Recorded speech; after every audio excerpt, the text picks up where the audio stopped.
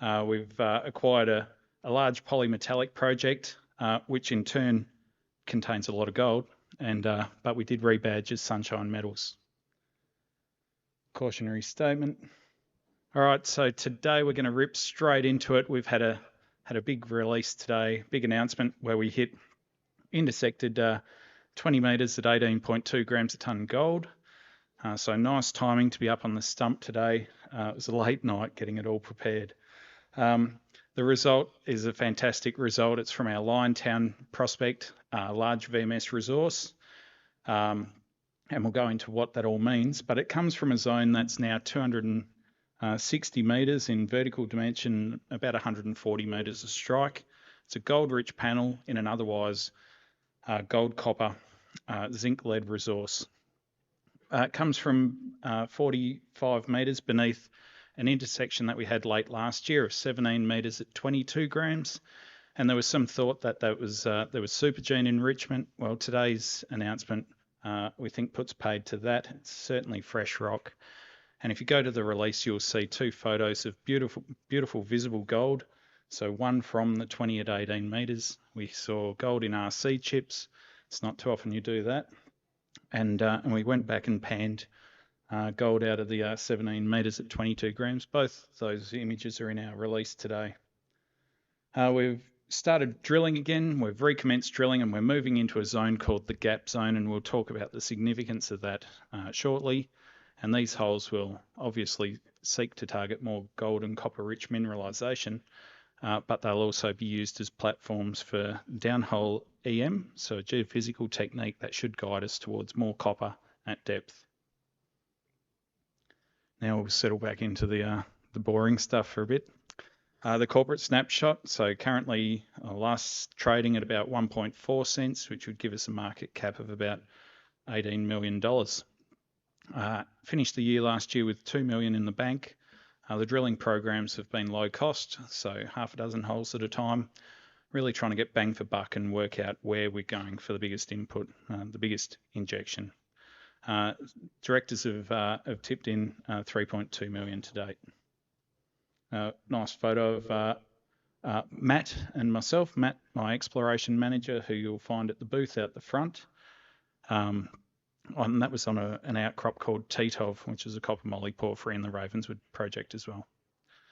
So we're a Queensland-based, Queensland-focused explorer. We've got a head office in Townsville, and as I've said several times, we've got a large polymetallic resource now, high grade at that.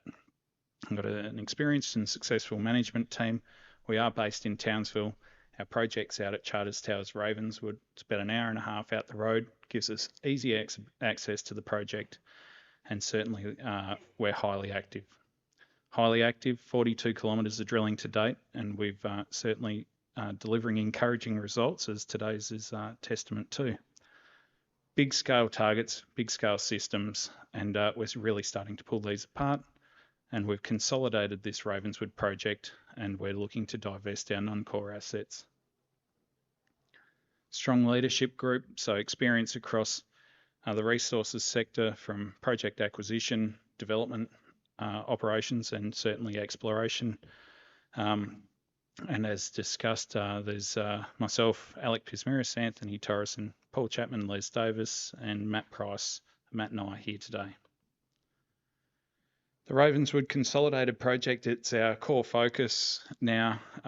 We've put this package together over about a 2-year window, with the latest slice of that project being those leases off to the west, so the red parcel off to the west, and that's the Greater Liontown project. When we picked that up, we picked up just under 5 million tonne of resource at about 12% recoverable zinc equivalent. We do have to report in zinc equivalents, unfortunately, given it's the highest value add to the resource at this point. But our focus has been largely around extending the copper gold rich parts of the system, and we hope to be able to release a gold equivalent number down the track. So Townsville is a fantastic place to do work from a resources perspective. We've got a concentrate export port. There's a rail line that runs from Townsville out to Mount Isa, where there's obviously smelters still in operation, and we've got refineries on the coast. We've also got a lot of support from the Queensland government of late. There's a $75 million critical minerals common user facility going in. So there's a big investment in the area. And further to that, we've got access to power and water. The copper string power corridor is going to run through the project area itself. Obviously, the rail line out to Mount Isa, and we've got the Burdekin Dam, which is it's a very, very large swimming hole not too far away. The project now, we've put out a resource update on Liontown itself after we inherited about 6,000 metres of diamond drilling on acquisition of the Greater Liontown project that hadn't been released to market. We've since gone through, relogged, reassayed, and released that data through to about September late last year when the acquisition was completed. The resource came out early this year, added another 500,000 tonnes of resource. We're now sitting at around the 5.5 million tonne at 12% recoverable zinc equivalent. We've also got a suite of copper moly porphyries, which aren't a driving focus for us at the moment, but we've completed a fair bit of drilling at a prospect called Titov in the northeast corner of the lease holding, where we've delineated about 5 to 8 million tonne exploration target in the top 100 metres, and significantly it's extremely high moly, molybdenum for those uninitiated. And there's a farm-in parcel of ground that we've farmed into with a group called Rockfire Resources. Great guys, London-listed company, and there's a 50,000 ounce resource at the Plateau Gold deposit. It's a breccia pipe gold target, not dissimilar to a Mount Latian or Mount Wright deposit. Those deposits turned out significant amounts of gold in their time. We inherited some fantastic data sets in the acquisition as well. That's our resource table. I know it's quite small, but the key take-homes here are from the latest round of drilling. We've taken Liontown from 32% indicated resource up to 63% indicated. It gives us a global VMS resource that's now 47% indicated resource. So a lot of confidence in that. And significantly, the gold endowment across those VMSs is now at 190,000 ounces. I suggest today's release would add to that as well. And 50,000 ounces of contained copper metal at the moment. We've got scope to grow this resource. There's a gap zone at the moment between Liontown and Liontown East of about 400 metres, and that gap zone, there is drilling in between. The drilling does contain economic intercepts. There's a hit there that's 1.75 metres at 16 grams gold and 6 and a bit percent copper. So we're certainly, that is the core focus, that footwall zone. Now I've got about a 30-40 second video here, an animation that was put together by a Brazilian geologist, Elias Prado from the Geol Survey of Brazil. We saw it on LinkedIn, and he was kind enough to give us permission to use it. These things, they form on a sea floor. So we're now looking at an ancient sea floor, spewing out black smoke is spewing out metalliferous material onto a sea floor. The white smoke is spewing out exhalites, just capping the system. When we have a look at these systems in cross-section, we can see we've got permeable horizons in the footwall stratigraphy.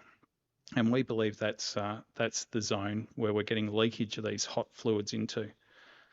The hotter the fluid, the more we're starting to look for things like copper and gold. And as that fluid cools right down, we start to precipitate out metals like lead, zinc, and silver. And we see the lead, zinc, and silver in Liontown at the moment, and we call it the contact load. It's essentially our seawater interface. The whole system at Liontown was a VMS formed on a sea floor, and it's subsequently been tipped on its side. So if we're looking deeper into the system, all we're in essence doing is stepping to the north of this contact.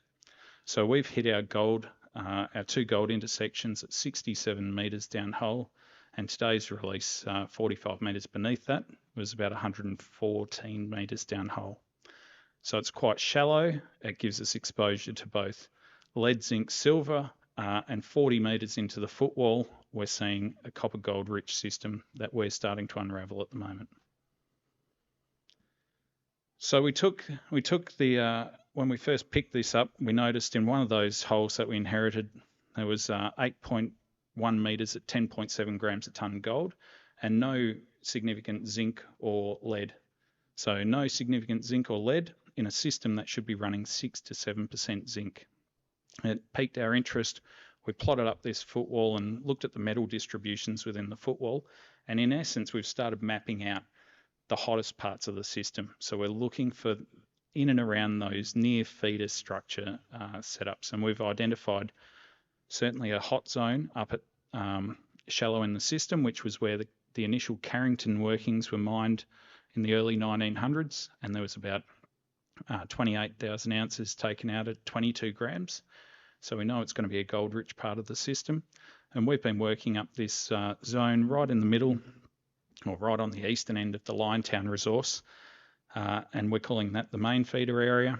And we've got reason to believe there's geochemical signatures deeper that suggest that we are targeting another one on the south, on the deepest part of the gap zone out to the east. When we look at that in terms of the gold hits, we can see nice clusters, and that 260 by 140 metre gold panel that we've delineated at the moment is one of these zones. We've just commenced drilling again. Again, the drilling steps out into that gap zone, and we're looking for signatures consistent with those gold-rich zones, and where we're going to go and target the next round of high-grade gold in the footwall of this Liontown VMS resource. And while we're on gold in the Mount Windsor volcanics, the Mount Windsors are so they're obviously highly prospective for lead, zinc, and silver, and they are super prospective for copper and gold in their own right. The Highway Reward mine was about a 4 million tonne, 5.5% copper, just over a gram gold ore body, mined in the 90s. And that's been about the last time there's been any adequate exploration certainly for copper, but I'd argue gold has never really got the love it deserved. Gold in the area, for example, ESSO, probably the biggest, most active group in the area, back in the 70s and 80s, 26,500 soil samples, only 600 assayed for gold. They did a massive stream seed campaign, 6,500 samples, none assayed for gold.